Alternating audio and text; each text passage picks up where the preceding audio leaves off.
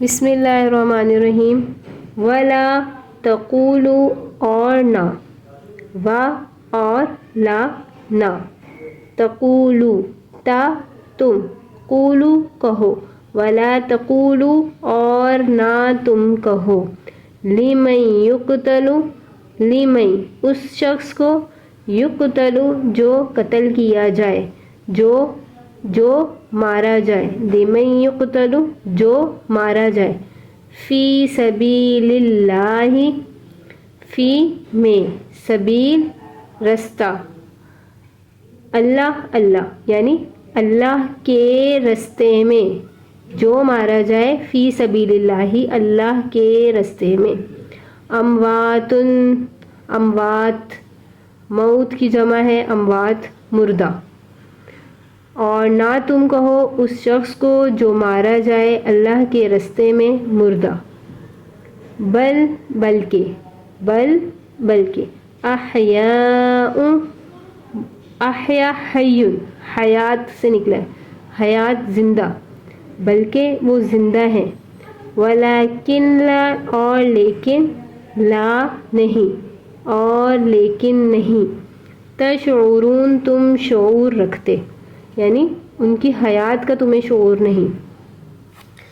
اللہ تعالیٰ یہاں پر فرما رہے ہیں شہداء کے بارے میں. اللہ نے یہاں پر شہیدوں کے لیے یہ آیت اتاری کہ نہ تم کہو جو اللہ کے رستے میں مارے جائیں ان کو مردہ، یعنی شہداء کو مردہ کہنے کی ممانعت آئی، یا اس طرح کہا جائے کہ وہ قتل ہو گئے یا وہ ہلاک ہو گئے، وہ جاں بحق ہو گئے. اللہ نے فرمایا نہ کہو ان کو جو اللہ کے رستے میں مارے جائیں، مردہ نہ کہو ان کو شہید کہو. کیوں؟ کیونکہ وہ زندہ ہیں لیکن تمہیں شعور نہیں کہ وہ کس طرح سے زندہ ہے. اب دیکھیں انسان جب مر جاتا ہے تو مرنے کے بعد وہ ایک دوسری دنیا میں چلا جاتا ہے اور اسے عالم برزخ کہتے ہیں. اب عالم برزخ میں جس طرح سے لوگ الگ الگ ہیں، اس طرح سے عالم برزخ میں لوگوں کے درجات الگ ہیں.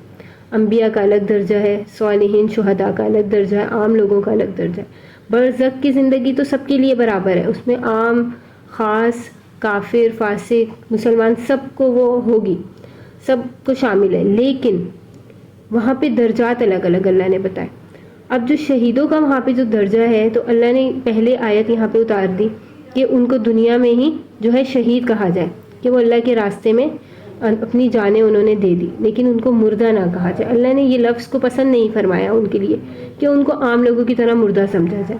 اب ایک تو اس لیے کہ وہ درجات میں دوسروں سے بلند ہے کیونکہ انہوں نے اپنی جانوں کا نذرانہ اللہ کی راہ میں پیش کر دیا، ایک تو وجہ امتیاز یہ حاصل ہوا ان کو. دوسرا یہ ہے کہ اگر ظاہری طور پہ دیکھا جائے تو پھر بھی یہ شہیدوں کو یہ امتیاز حاصل ہے کہ ان کا بھی جسم جو ہے مجموعہ گوشت ہونے کے باوجود مٹی اس کو نہیں کھا پاتی، بلکہ عام لوگ جو ہوتے ہیں ان کا جو ہے اگر قبر وغیرہ کی کھدائی کی جائے تو وہ بالکل ہڈیاں بچتی ہیں. لیکن اس طرح سے احادیث کے ذریعے بھی اور مشاہدات کے ذریعے سے بھی بہت ساری قبریں کھولی گئیں اور اس میں دیکھا گیا ہے کہ جو شہید تھے یا کبھی اس طرح ہوا کہ ان کو دوسری جگہ منتقل کرنا ہوا،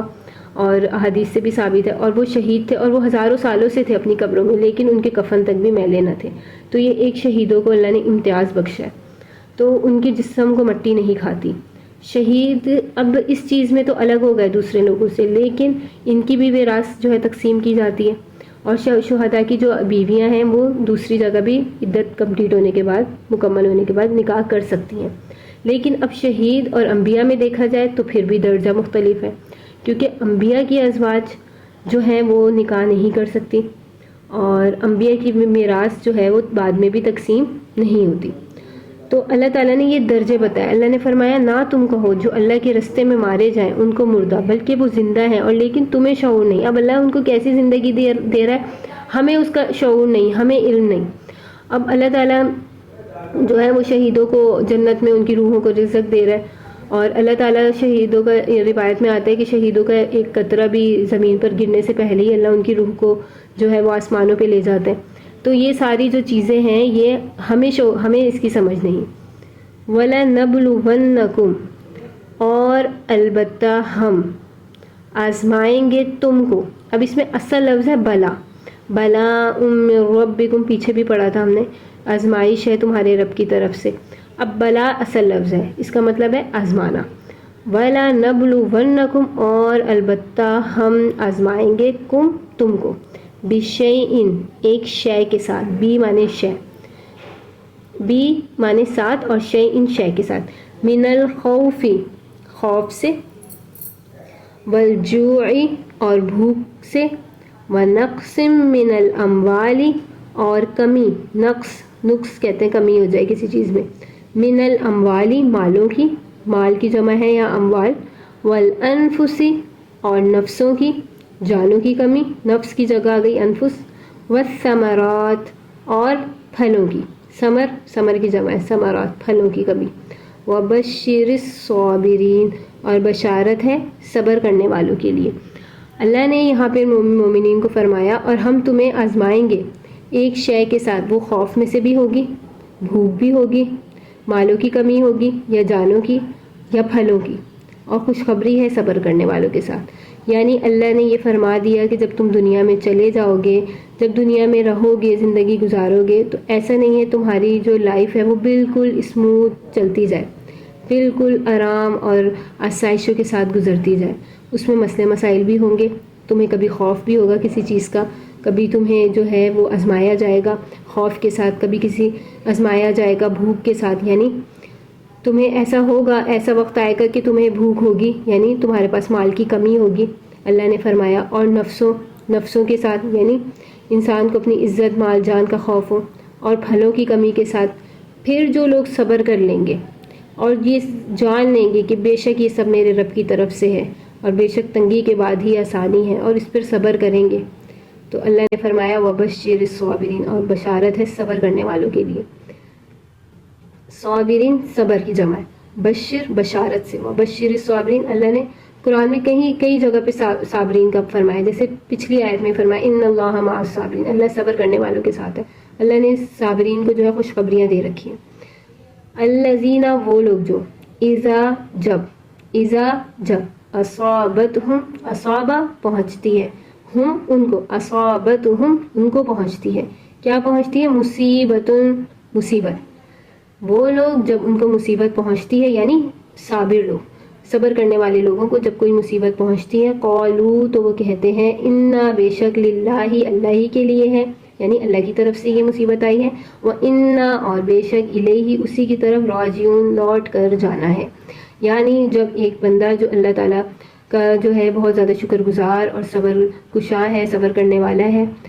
تو جب اس کو کوئی مصیبت پہنچتی ہے تو وہ یہ نہیں کہتا ہائے میرے پہ یہ مصیبت آ گئی، بلکہ وہ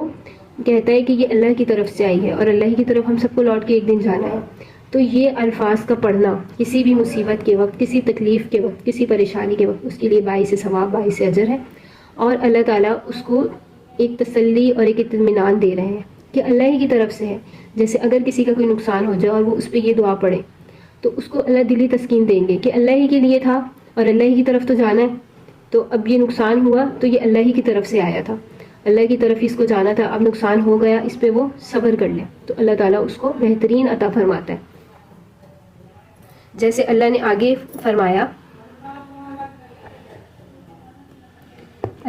فرمایا اولئک یہی لوگ ہیں، یعنی یہ صابر لوگ، علیہم ان پر صلوات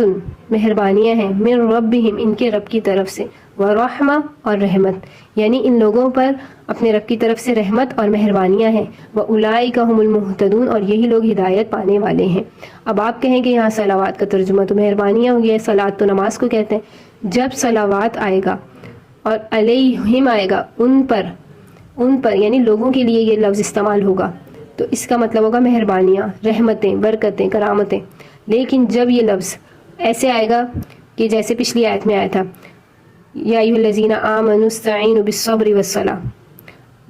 والصلاۃ، تو وہاں نماز کا ترجمہ ہوگا، اور جب یہ آپ صلی اللہ علیہ وآلہ وسلم کے ساتھ آئے گا تو وہاں ترجمہ اس کا درود و سلام سے کیا جائے گا۔ ان اللہ والملائکۃ یصلون علی النبی، یصلون تو وہ نماز پڑھتے ہیں، یہ ترجمہ نہیں ہوگا کہ وہ نماز پڑھتے ہیں نبی پر، بلکہ وہ درود و سلام۔ ان اللہ بے شک اللہ تعالیٰ اور اللہ کے فرشتے بھی